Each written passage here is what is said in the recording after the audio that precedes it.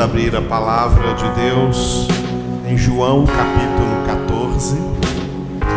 João capítulo 14. Vamos ver apenas dois versículos, versículos 13 e versículo 14. João 14, 13 e 14. Nós estamos aí dentro de um trecho em João 14, que são duas promessas de Jesus. Uma nós vimos na quarta-feira, uma promessa em relação às obras. Aquele que crê em mim, disse Jesus, fará também as obras que eu faço e fará ainda maiores do que essa. Nós vimos isso quarta-feira.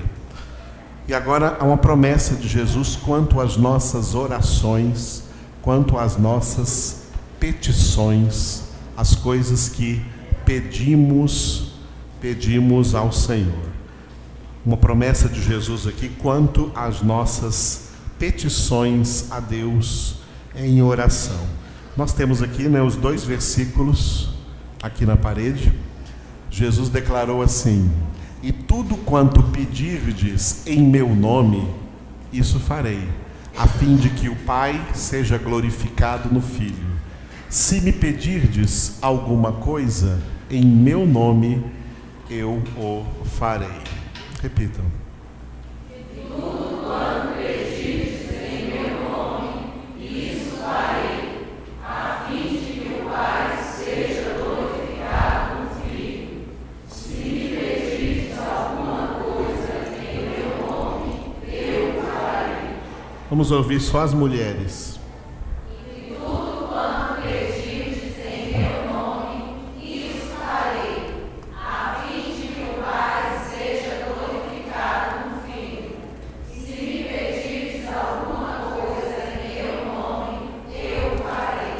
Os homens aí.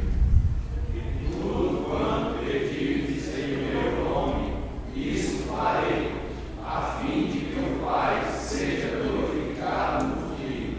Se me pedirdes alguma coisa em meu nome, eu farei. A última vez, todos juntos. E tudo quanto pedirdes em meu nome, isso farei, a fim de que o Pai seja glorificado no Filho. Se me pedirdes alguma coisa em meu nome, eu o farei. Aleluia. Glória a Deus. A palavra de Deus, ela sempre sofre um grande problema no meio dos próprios crentes, que é a interpretação errada. Uma interpretação errada desta palavra criou uma doutrina falsa acerca de oração. E quantos crentes creem nessa doutrina falsa? Muitas pessoas pegaram esta palavra e outras semelhantes a essa para dizer que quando você fizer uma oração, seja essa oração qual for, no final da oração você tem que dizer assim, em nome de Jesus.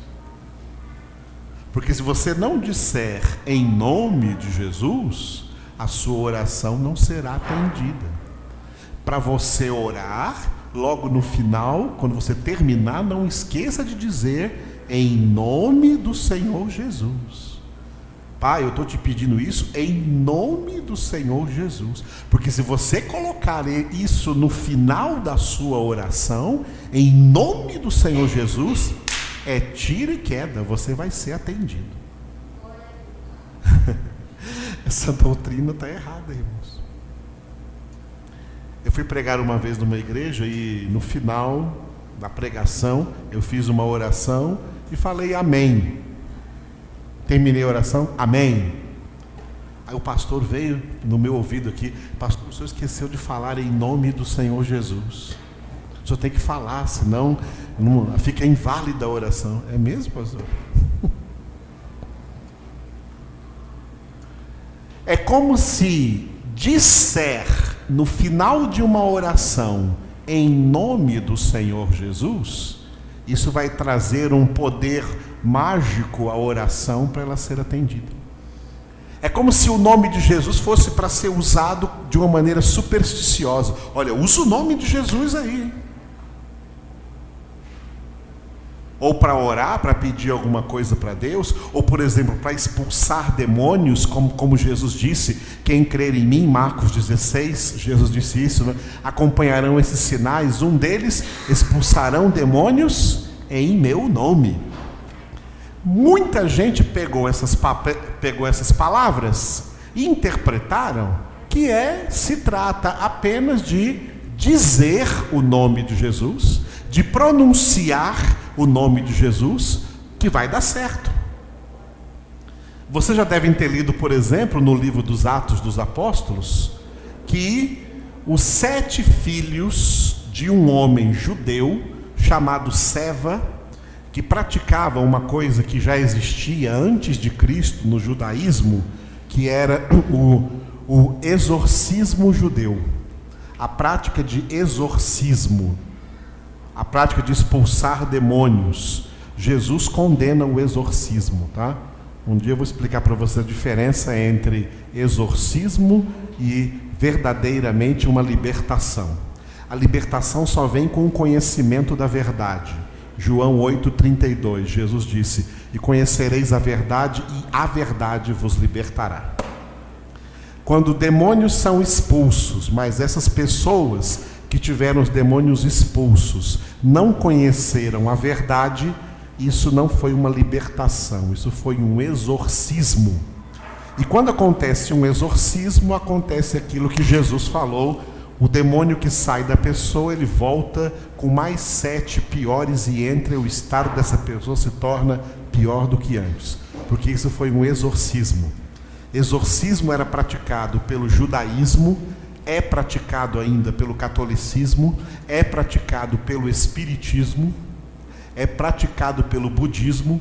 No espiritismo, o exorcismo é chamado de sessão do descarrego, onde as pessoas vão lá e exorcizam demônios que estavam nas pessoas, mas vem outros depois.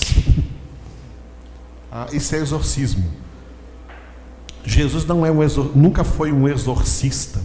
E esse homem, esse judeu chamado Seva, ele não era convertido a Cristo, ele era um judeu exorcista que praticava exorcismo.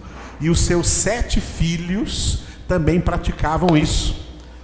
E eles ouviram então a fama de Paulo, que Paulo andou por aí expulsando demônios em nome de Jesus. E eles foram expulsar os demônios de uma pessoa que estava possuída por demônios.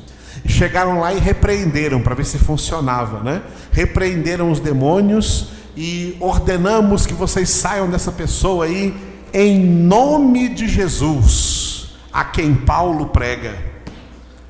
Os demônios dentro da pessoa responderam para eles assim: sabemos quem é Paulo e nós também conhecemos Jesus.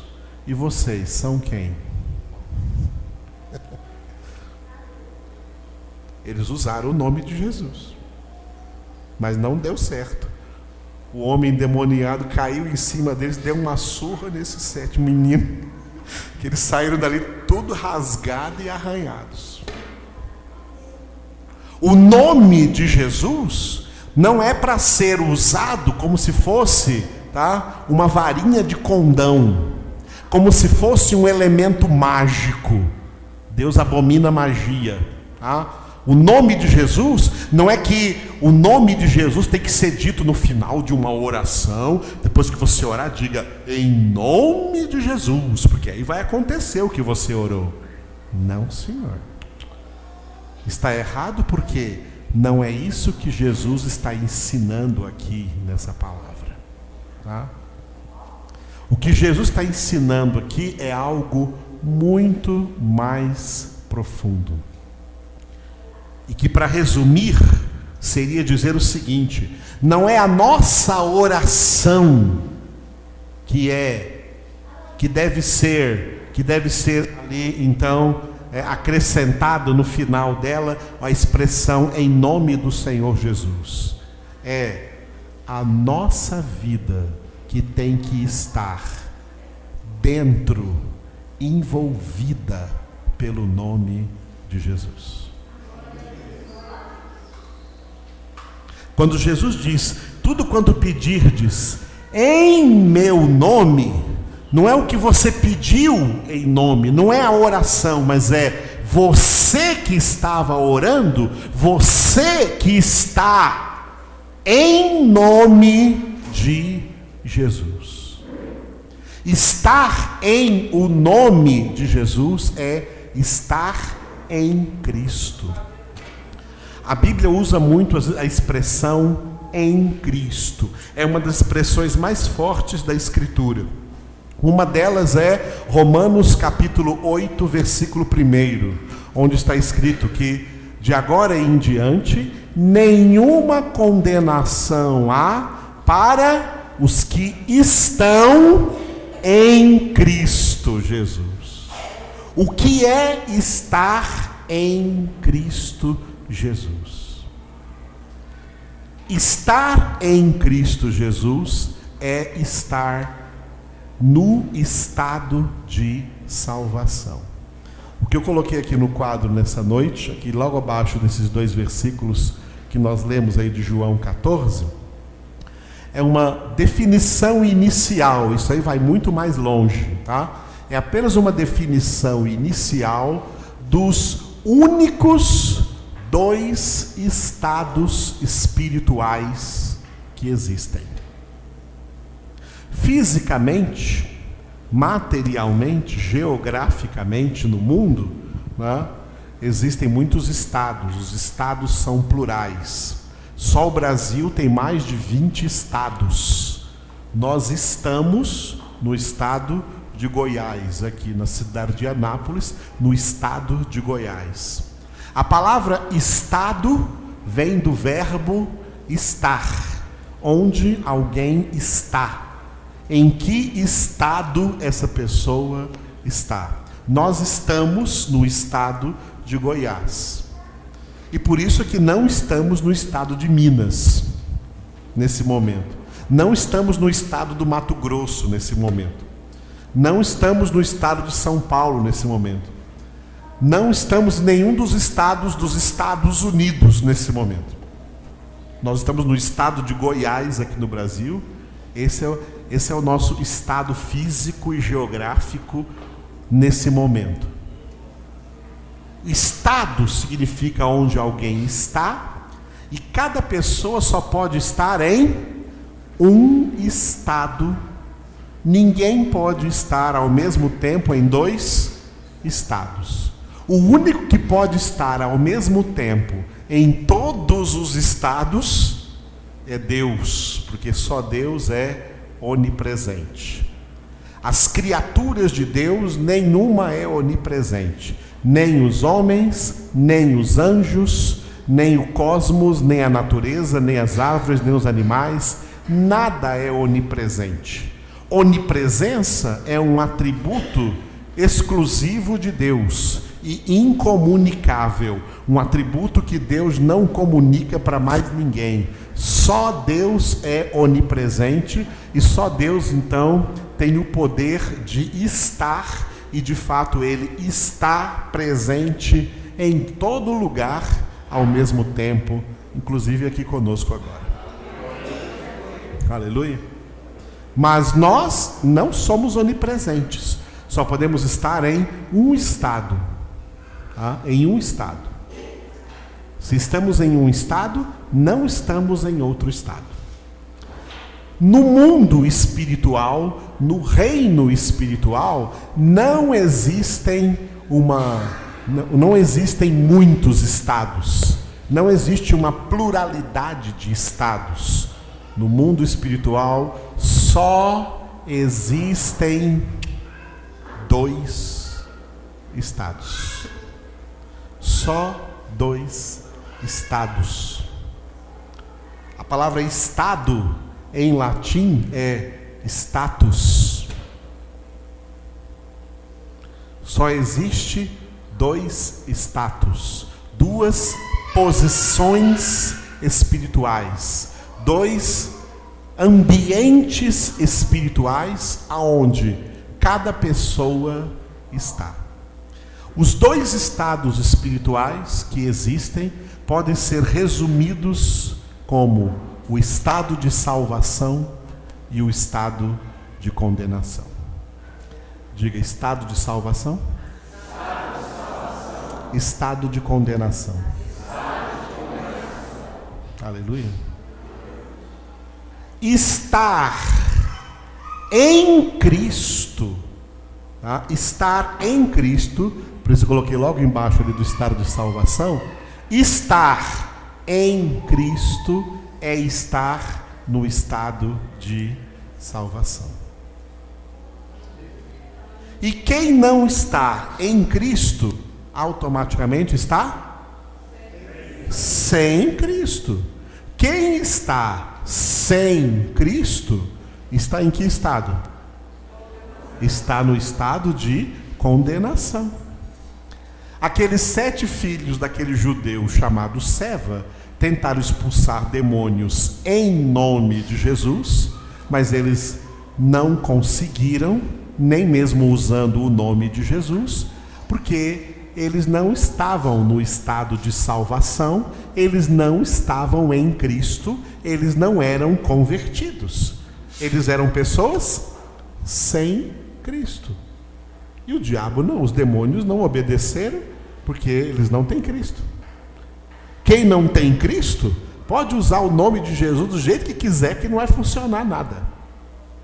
Porque não é isso que Jesus estava dizendo quando estava falando de oração em seu nome, de pedirmos alguma coisa em seu nome, mas de pedirmos alguma coisa estando dentro do nome de Jesus, estando em Cristo, estando no estado de salvação e não no estado de condenação.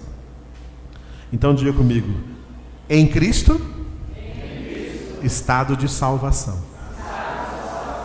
Sem Cristo, estado de condenação. Dá só uma pensadinha na sua cabeça aí e imagina comigo aqui agora. Imagine comigo aqui agora. Os mais de 7 bilhões de pessoas que estão vivendo na Terra nesse momento. Qual a porcentagem de toda essa humanidade que você acredita estar em Cristo?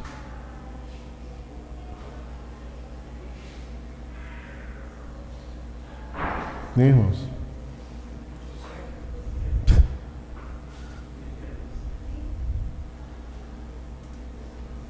Basta dizer a menor possível. Por isso, o apóstolo João declarou: isso não é uma realidade só do nosso tempo presente. O apóstolo João escreveu a sua primeira carta ainda no final do 1º século. E ele disse, 1 João, capítulo 5, versículo 19, ele disse: sabemos que somos de Deus e o mundo inteiro jaz no maligno. João falou nesse versículo em nome de quem? Em nome, como um representante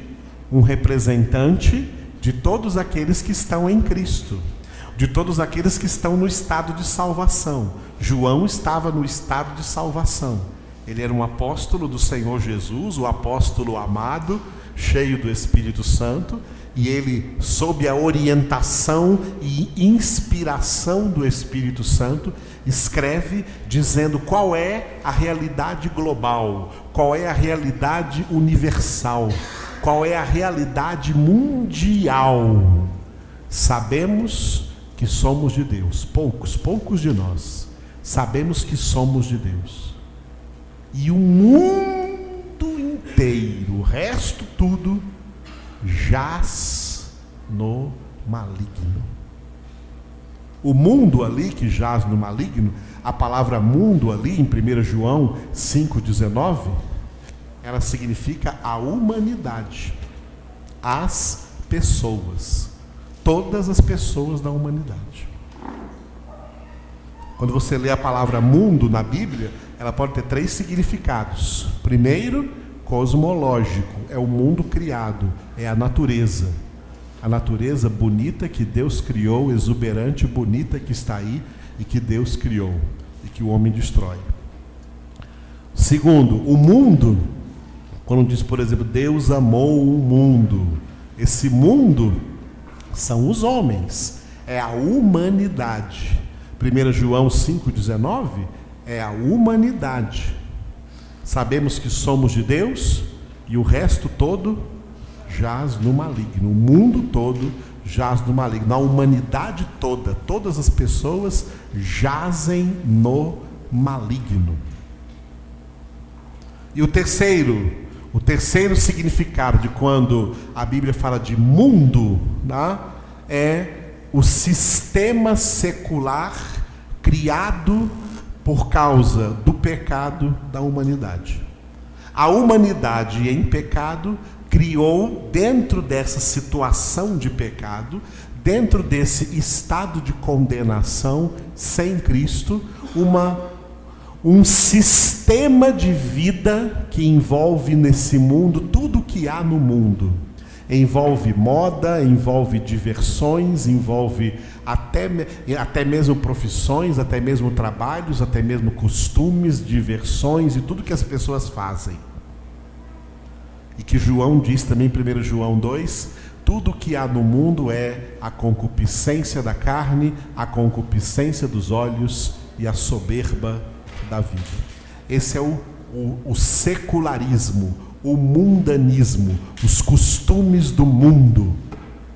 Os costumes do mundo, por isso Paulo escreveu em Romanos 12:2, não vos conformeis com este século, com esse mundo, mas transformai-vos mediante a renovação da vossa mente, para que experimenteis qual seja a boa, agradável e perfeita vontade de Deus. Aleluia. E a vontade de Deus é a nossa santificação, sem a qual ninguém verá o Senhor. Então, amados, qual é a realidade não só de agora, da nossa época presente, mas de todas as épocas? E essa vai ser a realidade até o final? A realidade é que poucos são de Deus. Poucos vêm, poucos estão no estado de salvação. A maioria no estado de condenação. A Bíblia nos traz a realidade. É por isso que eu costumo dizer que a Bíblia não é pessimista e também não é otimista. A Bíblia é realista. Ela diz a verdade. Mensagem de otimismo, pregação do Evangelho não é mensagem de otimismo não, tá? Pregação de seixonoye, pregação de controle mental, isso é mensagem de otimismo. A Bíblia não traz mensagem de otimismo, não, ela traz mensagem de realismo. É a verdade, o que é real. Deus, na sua palavra, abre os nossos olhos para aquilo que é real. Lá da civilização diluviana, pré-diluviana, antes do dilúvio, quantos foram salvos do dilúvio dentro da arca? 8 pessoas, ou seja, uma família. Uma família. Deus preferiu encher a arca de bicho do que de gente. Porque essa gente toda estava no maligno. Sodoma e Gomorra eram 2 cidades. Deus destruiu as 2 cidades, mas antes de destruir, tirou quantos de lá de dentro? Tirou 4, mas uma ainda olhou para trás. Aí ficaram 3. Tá? Tanto na época de Noé, como na cidade de Sodoma e Gomorra, por exemplo, não tinha crianças? Porque tem gente aí que quer inocentar crianças. A criança é inocente. Não tinha crianças? Não tinha crianças lá, não? Por que essas crianças foram tudo condenadas junto com os adultos? E Deus falou para Abraão: se tiver lá 50 justos não destruirei, 40 justos não destruirei, 30 justos não destruirei, 20 justos não destruirei. A última pergunta que Abraão fez, Deus respondeu: se tiver lá 10 justos, eu não destruirei as 2 cidades por amor aos 10 justos. Não tinha nem crianças nessas cidades? Mas tinha alguma justa? Tinha alguma inocente? Ninguém é inocente, mas nem criança. Ninguém vem ao mundo na inocência, isso é mentira. Todos vêm ao mundo no pecado. Só quem nos tira do pecado é Jesus, trazendo-nos para o estado de salvação. O estado de salvação, ele é também, podemos dizer, diga, estado da bênção. E assim o estado de condenação é o estado da... Vamos começar pela maldição. Qual é a maldição do estado de condenação? A maldição do estado de condenação é a maldição de Adão. Por um só homem, essa é a maldição. Por um só homem, o pecado entrou no mundo e pelo pecado, a morte. Essa é a maldição. A maldição com a qual todos os homens vêm ao mundo. Inclusive nós assim viemos, os filhos de Deus também vieram ao mundo nesse estado de maldição, nesse estado de condenação. Davi disse isso, que ele também veio ao mundo desse jeito. Salmo 51, versículo 5, quando Davi declarou: eis que nasci na iniquidade, em pecado me concebeu minha mãe. Não só Davi, mas todos nós viemos ao mundo em estado de pecado, na maldição de Adão. A maldição é o pecado, tá? De uns tempos atrás aí, igrejas começaram a fazer aí campanhas de quebra de maldição. Isso não existe. Isso é a história da carochinha. A única maldição é o pecado. E a única forma dessa maldição ser quebrada é pela genuína conversão a Cristo Jesus. Essa maldição não é quebrada em campanhas, essa maldição não é quebrada em 7 dias que a pessoa faça de oração. Essa maldição é quebrada com conversão. Pela conversão, nós somos tirados do estado de maldição e transportados para o estado da bênção.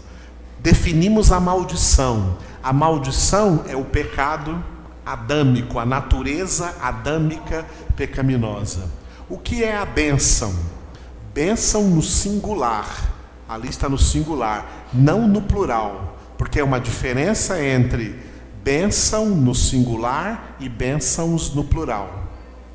Há uma diferença com misericórdia no singular e misericórdias no plural.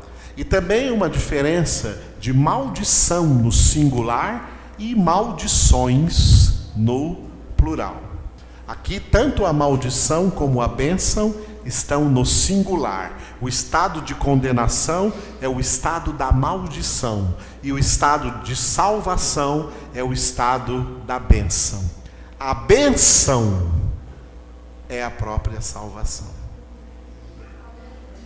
A bênção é a salvação. Pessoas abençoadas por Deus, literalmente, são as pessoas alcançadas pela obra da salvação, alcançadas pela graça do Senhor Jesus Cristo. Quem foi alcançado por Cristo é uma bênção, é abençoado. Quem não foi alcançado, o mundo inteiro aí que jaz no maligno, é um mundo de gente amaldiçoada, de gente maldita, porque não estão na bênção, estão na maldição, estão no estado de condenação. Mas no estado de salvação, nós estamos no estado da bênção, e a bênção de Deus sobre nós é a salvação em Cristo Jesus. Esta é a verdadeira bênção. O que são bênçãos no plural? Bênçãos no plural são benefícios de Deus indiscriminados. Benefícios que Deus derrama sobre todas as pessoas na humanidade, não importando em que estado que elas estejam. Elas podem estar no estado de salvação ou no estado de condenação. Enquanto estão vivas aqui na terra, todas recebem bênçãos de Deus, bênçãos no plural. Tá? Essas bênçãos no plural são de dois tipos: bênçãos naturais e bênçãos sobrenaturais. As bênçãos naturais, Jesus disse: vosso Pai Celestial faz o seu sol nascer sobre justos e injustos, faz chover sobre justos e injustos. Para todos, Deus faz a semente brotar no campo, produzir o grão, produzir o arroz, o feijão, a soja, o capim que a vaca come, a gente come a vaca, e assim por diante, né? Deus produz tudo isso para todo mundo. Paulo pregou isso em Atenas, está lá em Atos 17, dizendo: Deus, o Deus verdadeiro, o Deus que vocês não conhecem, esse aí, Deus desconhecido, é o Deus a quem a todos, indiscriminadamente, todos, a todos Ele dá vida, respiração e tudo mais. Nele vivemos, nos movemos e existimos. E são bênçãos, tá? Isso são bênçãos, bênçãos naturais. E Deus também dá bênçãos sobrenaturais, não somente para quem está no estado de salvação, mas também para quem está no estado de condenação. Na história e no momento presente, todos nós conhecemos muita gente que recebeu algum milagre de Deus, recebeu alguma cura de Deus, por exemplo. Uma cura milagrosa é uma bênção sobrenatural, mas nunca se converteu. Existe ou não existe? Por exemplo, Jesus curou uma vez 10 leprosos. Olha que bênção, que milagre. Uma bênção sobrenatural. Os 10 leprosos foram curados. Quantos deles depois voltaram para Jesus? Só um. Esse que voltou para Jesus recebeu a bênção no singular, recebeu a salvação, ele veio para o estado da bênção. Os outros 9 continuaram no estado de condenação. Eles receberam apenas uma bênção plural, uma bênção miraculosa de serem curados. O que aconteceu com os outros 9? Aconteceu que antes deles serem curados, eles estavam indo para o inferno com lepra. E depois que foram curados, foram para o inferno sem lepra. Foram para o inferno do mesmo jeito. Muita gente já recebeu milagre e foi para o inferno mesmo assim, com milagre e tudo. Porque milagres, bênçãos, curas, bênçãos plurais, não são a bênção singular. A bênção singular é a salvação em Cristo Jesus. Aleluia. E maldições no plural? O que são maldições no plural? Maldições no plural são as consequências do pecado original que permanecem grudadas em nossas almas. Apesar de termos sido tirados do estado de maldição e estarmos no estado da bênção, as nossas almas ainda têm a influência da natureza adâmica, e é por isso que no estado de salvação, o que Deus está fazendo? Dando para nós tempo para a santificação. Por que precisamos de santificação? Porque as maldições, que são as más inclinações da alma, os maus desejos, os maus pensamentos, os maus sentimentos, as más vontades, as coisas terríveis que nós herdamos de Adão ainda estão grudadas em nossa alma e podem colocar a perder a nossa salvação, e por essa razão temos que nos santificar durante toda a nossa vida. São maldições plurais, tá? A maldição, que era o pecado original, o Senhor nos tirou dela. Em português pode ser difícil de entender isso, mas na língua grega, por exemplo, que foi escrito o Novo Testamento, tem duas palavras para pecado. Uma dessas palavras é, em grego, hamartia. Hamartia é uma palavra grega que se traduz em português, pecado. E outra palavra grega que é paráptoma. A palavra paráptoma, em grego, traduzida para o português, também é pecado. Só que o significado de cada uma é diferente. Hamartia é o pecado original, o estado de maldição, o estado de condenação, o estado de pecado em que todos nós viemos ao mundo. Pela obra da salvação, nós fomos tirados desse estado. Então nós somos tirados da hamartia. A hamartia acabou para nós. Mas paráptoma são as tendências pecaminosas da alma, que tentam nos levar a transgredir a palavra de Deus, a cometer delitos e pecados, a cometer atos de pecados. Então, hamartia é o estado de pecado, e paráptoma são atos de pecado que as pessoas cometem. A hamartia foi tirada de nós, porque agora estamos no estado da bênção e não mais no estado da maldição. Mas paráptoma ainda está grudada em nossas almas, todas as tendências para o pecado, e é por isso que precisamos de santificação. Aleluia. Uma vez alguém chegou para mim e falou assim: pastor, eu estava orando e tem pecado na igreja. Correto, irmã. Eu falei: tem pecado mesmo na igreja.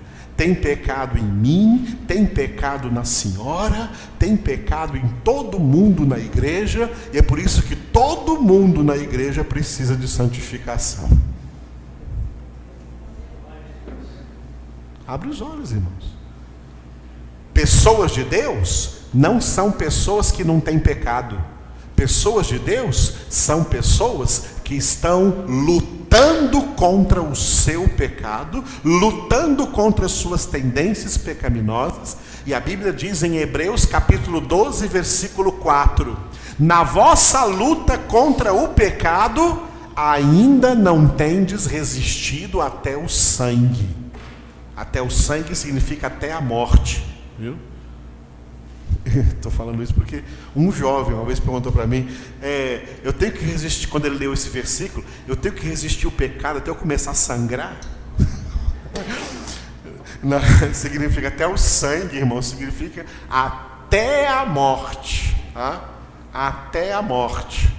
Até a morte vai a nossa luta. Por isso que a santificação é um processo vitalício que dura toda a nossa vida. A partir da nossa conversão, nós entramos no processo de santificação, e essa santificação tem que progredir, tem que evoluir, tem que crescer, até que nós cheguemos à semelhança perfeita do Filho de Deus, Jesus Cristo.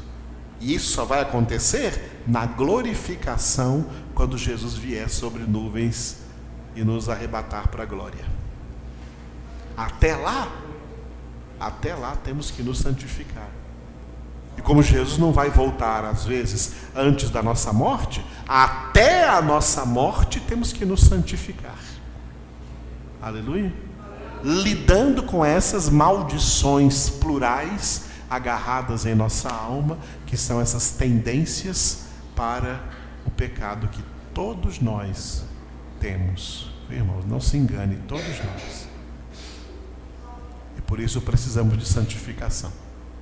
Mas isso não significa que nós não estamos na bênção. A bênção singular é a salvação. Estamos em Cristo. O apóstolo Paulo chamou o estado de salvação de, repita, reino do Filho. E o estado de condenação de império das trevas, diga. Vamos ler aonde ele falou isso? Colossenses capítulo 1. Colossenses. É bom que você abra a sua Bíblia, porque nós vamos corrigir um verbo aí. Colossenses capítulo 1, versículos 13 e 14. Colossenses capítulo 1, versículos 13 e 14. Glória a Deus. Ele nos libertou do império das trevas e nos transportou para o reino do Filho do seu amor, no qual temos a redenção, a remissão dos pecados. Repitam. Ele nos libertou do império das trevas e nos transportou para o reino do Filho do seu amor, no qual temos a redenção, a remissão dos pecados. Primeiro, quem é esse Ele? Deus Pai, tá? Esse Ele aí é Deus Pai.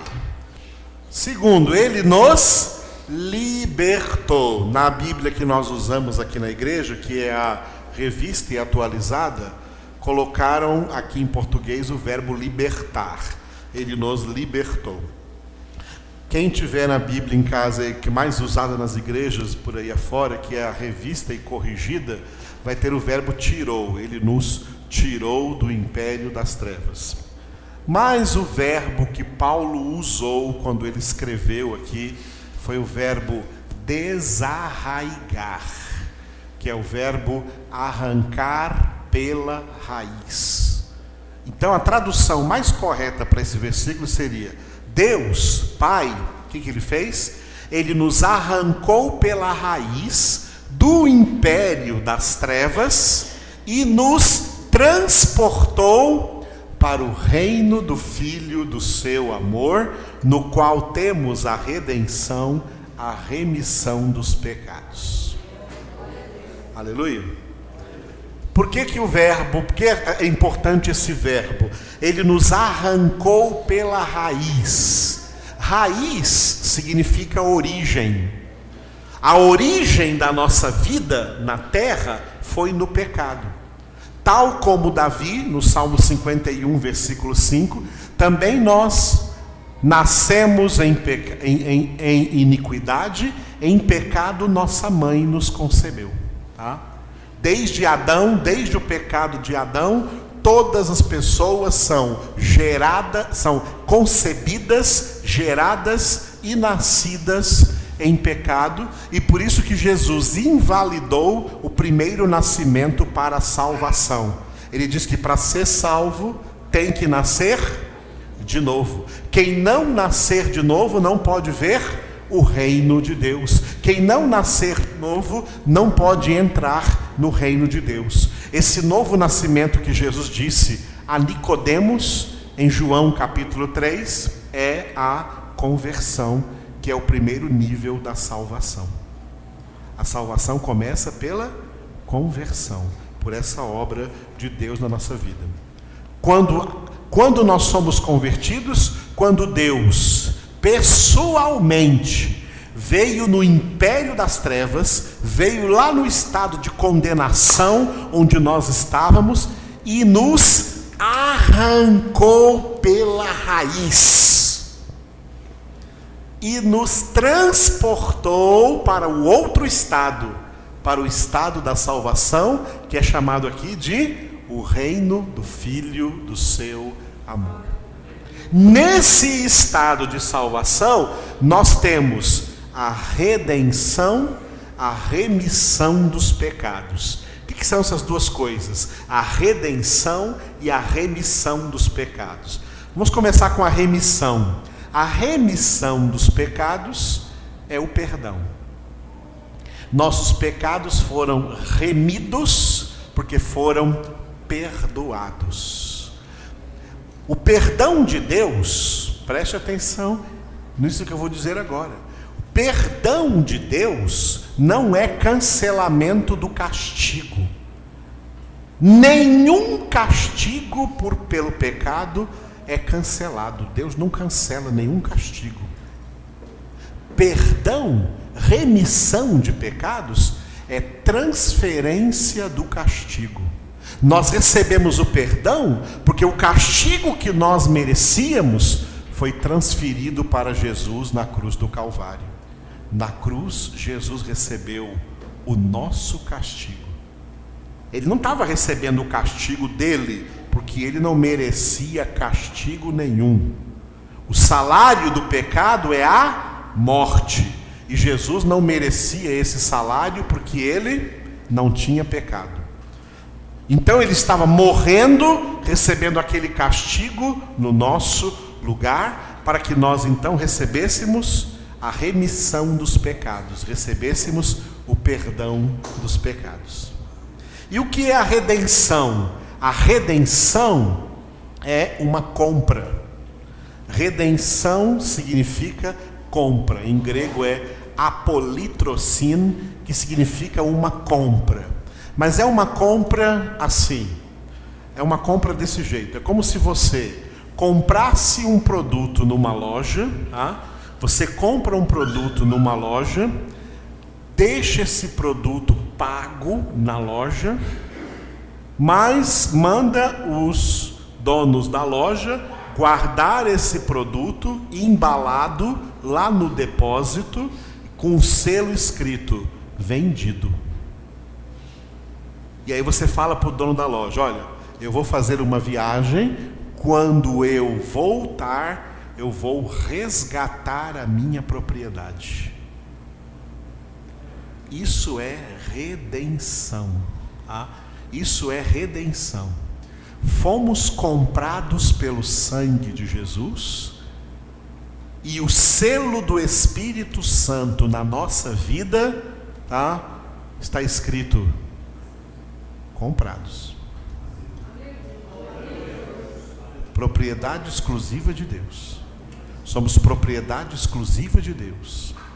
O apóstolo Paulo fala em Efésios 4:30 do dia da redenção. Efésios 4:30, Paulo fala do dia da redenção.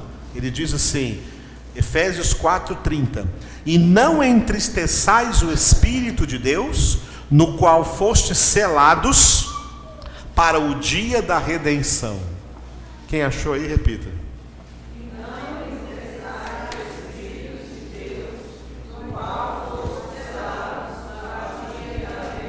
O que Paulo está dizendo? Que com a nossa salvação, nós recebemos o Espírito Santo de Deus. O Espírito Santo de Deus está dentro de nós, fazendo muitas coisas, que nós podemos resumir em duas. Uma delas, Paulo disse em Romanos 8, ele está intercedendo por nós com gemidos inexprimíveis. E a intercessão que o Espírito Santo faz é ao Pai por nós, ele está intercedendo por nós segundo a vontade de Deus. E a vontade de Deus é a nossa santificação. O Espírito Santo está intercedendo dentro de nós pela nossa santificação. O Espírito Santo está, Romanos 8,16, testificando com o nosso espírito que somos filhos de Deus. E o Espírito Santo está então operando a nossa santificação dentro de nós. Só que nós temos que trabalhar junto com o Espírito Santo nessa santificação. Filipenses 2,12, Paulo disse: desenvolvei a vossa salvação com temor e tremor. Desenvolver a salvação é se santificar. O desenvolvimento da nossa salvação é a nossa santificação. O crente que não se santifica ele entristece o Espírito Santo dentro dele, porque o Espírito Santo quer santificá-lo e ele não quer ajudar, e ele não está cooperando com o Espírito Santo, ele então entristece o Espírito Santo. O patrão que tem uma firma e um funcionário que não está ajudando, o patrão fica alegre com ele? Fica triste com ele. Se ele continuar assim, ele é despedido. O patrão aqui é o Espírito Santo. Dentro de nós é o Espírito Santo. Não pertencemos a nós mesmos. Somos propriedade de Deus. Fomos comprados e selados com o selo do Espírito Santo para o dia da redenção. O dia da redenção é a volta de Jesus. Quando ele voltar, ele vai buscar a propriedade que ele comprou com seu sangue. Mas essa propriedade tem que estar santificada, tem que estar ilesa, tem que estar sem mancha, tem que estar sem nenhum arranhão. Ele não vai levar uma propriedade estragada, ele vai levar uma propriedade perfeita. Por isso que Paulo também escreveu em 1 Tessalonicenses capítulo 5, versículo 23, que o Deus da paz vos santifique em tudo, e o vosso espírito, alma e corpo sejam conservados íntegros e irrepreensíveis na vinda de nosso Senhor Jesus Cristo. Porque ele vem pegar ele vem resgatar a sua propriedade. Isso é a redenção. Por isso, Deus nos desarraigou do império das trevas e nos transportou para o reino do Filho do seu amor, em quem temos a redenção, a remissão dos pecados. Aleluia. Amados, no estado de condenação, lamento dizer que os homens são filhos do diabo, filhos do maligno, porque eles estão vivendo de acordo com o pai da mentira, de acordo com aquele no qual teve a origem o pecado, por um mistério que Paulo chama o mistério da iniquidade. 2 Tessalonicenses 2,7. O mistério da iniquidade já opera. O mistério da iniquidade começou a operar no coração desse que era um dos anjos santos de Deus, e ele decaiu do estado de santidade para sempre, e ainda levou 1/3 dos anjos dos céus que se transformaram nos demônios. O diabo infectou toda a humanidade com o pecado. Portanto, a humanidade inteira são filhos do maligno, porque são filhos do pecado, são filhos do pai da mentira. Quando Deus nos tirou do império das trevas, Ele nos deu agora o direito de sermos feitos filhos de Deus, e não mais filhos do maligno. Vamos ler João capítulo 1, versículos 12 e 13. João capítulo 1, versículos 12 e 13. Todos encontraram? Vamos ler juntos. Mas a todos quantos o receberam, deu-lhes o poder de serem feitos filhos de Deus, a saber, aos que creem no seu nome, os quais não nasceram do sangue, nem da vontade da carne, nem da vontade do homem, mas de Deus. A palavra poder é muito famosa aqui, mas é uma tradução errada, tá? No lugar da palavra poder aí, a tradução correta é a palavra direito. Os que receberam Jesus Cristo, Deus deu-lhes o direito de serem feitos filhos de Deus. Não mais filhos do maligno, não mais filhos do diabo, mas filhos de Deus. Aleluia. Para quê? Para doravante sermos agora imitadores de Deus. Efésios capítulo 5, versículo 1. Sede, pois, imitadores de Deus, como filhos amados. Ou seja, como um filho que admira o pai e quer imitar o pai. Sede, pois, imitadores de Deus, como filhos amados. E assim que nós somos transformados dentro do estado de salvação, diga, cidadãos do céu. No estado de condenação, os homens são cidadãos do mundo. Tá? Os homens são cidadãos do mundo. Nós, uma vez no estado de salvação, não somos mais cidadãos do mundo. Somos cidadãos do céu. E o que estamos fazendo aqui no mundo? Paulo disse isso em 2 Coríntios capítulo 5, você pode estudar esse capítulo em sua casa, 2 Coríntios capítulo 5, quando chamou a nós de embaixadores de Cristo. O que é um embaixador? Um embaixador é alguém representando a sua nação dentro de uma nação estrangeira. Para nós, o mundo agora é uma nação estrangeira. Os filhos de Deus não são cidadãos do mundo. Os filhos de Deus são estrangeiros e peregrinos nessa terra. Nós estamos indo para a nossa casa, Nova Jerusalém. Até lá, até a nossa morte, até a nossa partida desse mundo, aqui nós somos embaixadores de Cristo, embaixadores de Deus, embaixadores do céu, porque nós somos cidadãos dos céus.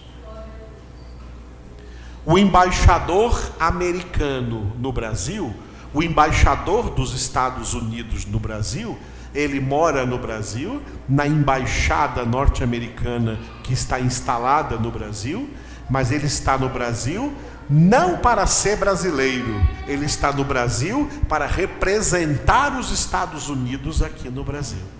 Não é isso que faz um embaixador?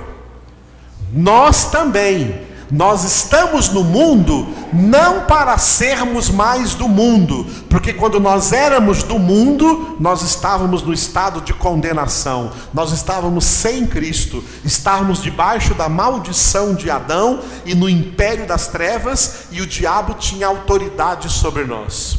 Mas agora, em Cristo, nós não somos mais cidadãos do mundo, embora tenhamos que ter um registro de identidade nesse mundo, embora tenhamos que trabalhar nesse mundo, embora tenhamos que pagar impostos nesse mundo, tá? Viver como cidadãos no que diz respeito às coisas sociais, mas no que diz respeito à maior realidade acima de tudo que é social, na realidade espiritual, nós não somos mais cidadãos do mundo, somos cidadãos dos céus, e aqui no mundo nós representamos a nossa pátria, representamos a pátria celestial, representamos o céu, somos representantes de Jesus Cristo. Nós levamos o nome de Jesus Cristo, porque a nossa vida está em Cristo.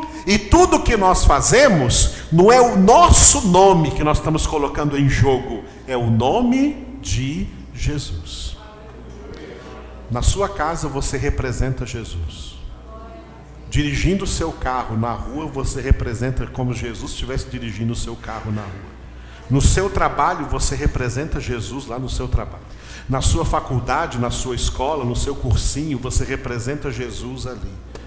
Mesmo quando você está de férias, passeando em algum lugar, onde quer que você esteja, você representa Jesus ali. Somos embaixadores de Cristo. A igreja de Jesus Cristo é a embaixada do reino de Deus na terra. para formar esses embaixadores, a fim de que eles deem no mundo testemunho de Cristo Jesus. Aleluia! Então, somos cidadãos dos céus. Tudo isso que eu resumi para vocês aqui, tem muito mais coisas, tá? No estado de salvação, tudo isso é o que Jesus quis dizer 2 vezes neste versículo, em meu nome.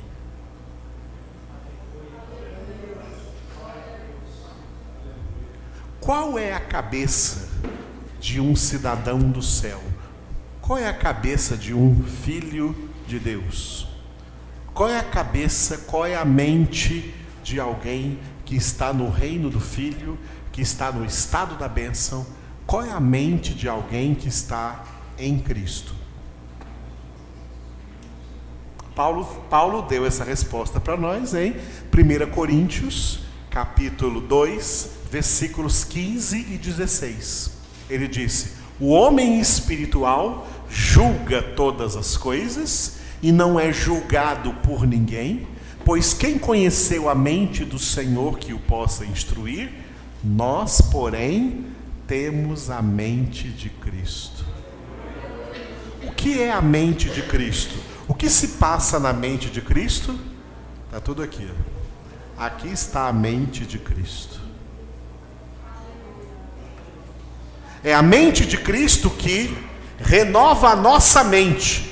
A nossa mente, que antes era uma mente lá do estado de condenação, é renovada pela palavra de Deus. Romanos 12, 2. Não vos conformeis com este século, com esse mundo, mas transformai-vos mediante a renovação da vossa mente. E a renovação da mente acontece pela palavra de Deus. A palavra de Deus sendo escrita na nossa mente, assim como Deus escreveu naquelas 2 tábuas de pedra com seu próprio dedo os 10 mandamentos. Paulo diz em 2 Coríntios capítulo 3, versículo 3, que o Espírito Santo escreve a palavra de Deus dentro de nós, para que sejamos cartas vivas de Cristo, escritas não com tinta, mas pelo Espírito do Deus vivente, não em tábuas de pedra, mas em tábuas de carne, isto é, nos nossos corações, nas nossas almas. Se a palavra de Deus é escrita em nossa mente, acerca de que nós oramos? Acerca do que nós fazemos petições? Acerca do que nós fazemos pedidos a Deus? Todos os nossos pedidos, todas as nossas petições, todas as nossas orações serão conforme a palavra de Deus, a mente de Cristo e a vontade de Deus. E por isso ele disse: tudo quanto pedirdes em meu nome, isso farei, a fim de que o Pai seja glorificado no Filho. Se me pedirdes alguma coisa em meu nome, eu farei. Mas que alguma coisa é essa? É aquilo que faz parte do plano, do propósito e da vontade de Deus para a nossa vida. E aí pessoas carnais que não conhecem a Deus, vou pedir agora a minha limusine, vou pedir agora o meu carrão, vou pedir agora a minha prosperidade, vou pedir agora riquezas. Deus não atende essas orações, não. Você pode falar o nome de Jesus 500 vezes, porque não está em Cristo e não tem a mente de Cristo.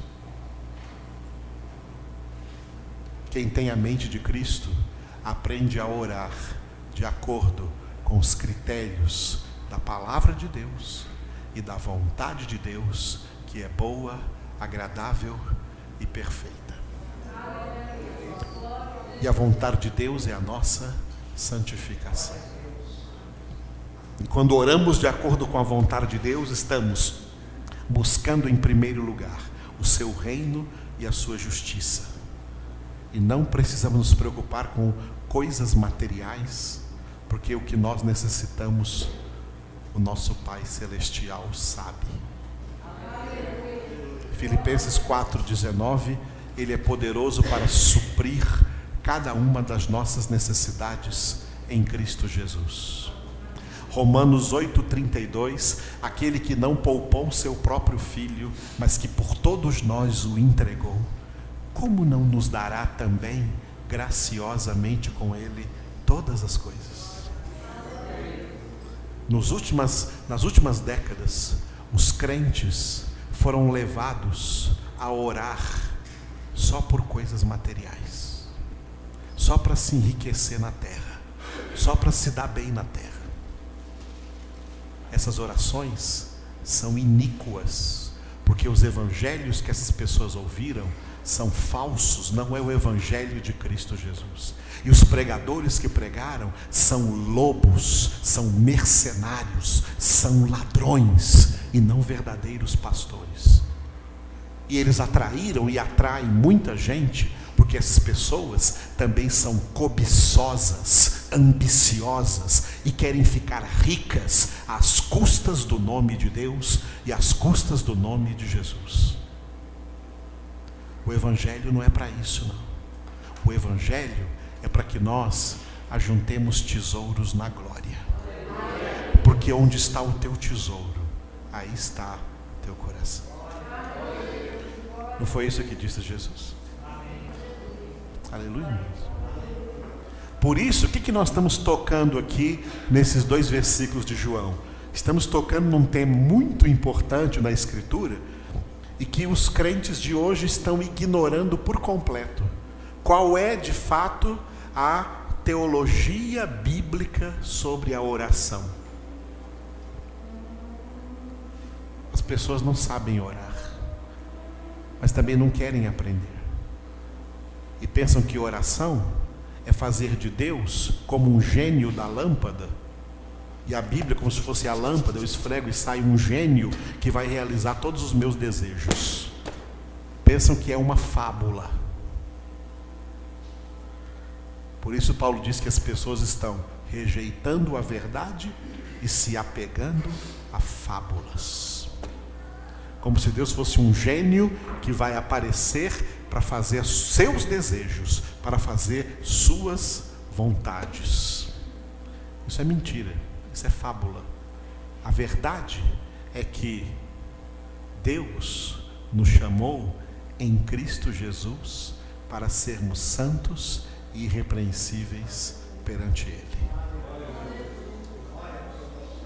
Deus nos salvou para sermos santos em Cristo Jesus e buscarmos as coisas do alto, não as da terra. Porque estamos mortos e a nossa vida está oculta juntamente com Cristo em Deus, e quando Cristo, que é a nossa vida, se manifestar, então nós também seremos manifestados com Ele em glória. Aleluia. Enquanto fazemos isso, amados, trabalhamos com honestidade, vivemos materialmente do nosso trabalho, porque Deus, no meio disso, Ele multiplica, Ele abençoa, Ele protege, Ele cura, Ele guarda, Ele preenche. Ele nem dorme, não dorme nem dormita. Você pode dormir que Ele está acordado cuidando de você.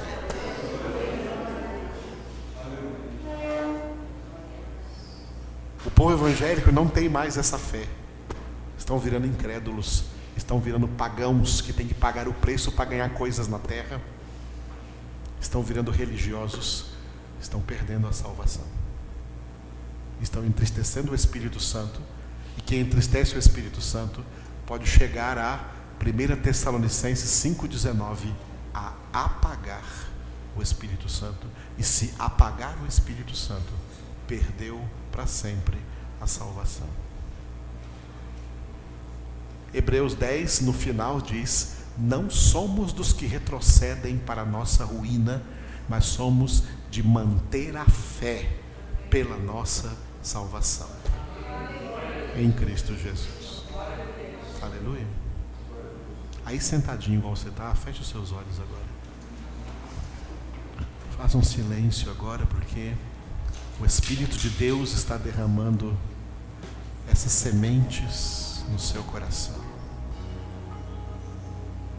No seu coração. No seu interior. O Espírito de Deus está operando aí agora em você. O Senhor está falando com você. Aquietai-vos e sabei que eu sou Deus, que domino sobre toda a terra. Deus domina sobre a sua vida nesse momento. Espírito de Deus, obrigado por essa palavra nessa noite. Obrigado por ter falado essas coisas preciosas aos nossos corações. Derrama, Senhor, a tua bênção sobre todos aqui presentes, no sentido de que todos, Deus, sejam edificados, saiam daqui essa noite, edificados nesta palavra, fortalecidos espiritualmente, para serem verdadeiros filhos de Deus, verdadeiros cidadãos dos céus, para viverem em santidade, em amor, em justiça, na tua presença. E tu és poderoso para fazer infinitamente mais do que tudo o que pedimos ou pensamos, pelo teu poder que opera em nós. Diga glória a Deus. Diga obrigado, Jesus, por me alimentar com a tua palavra, por me nutrir com a tua presença e fazer com que eu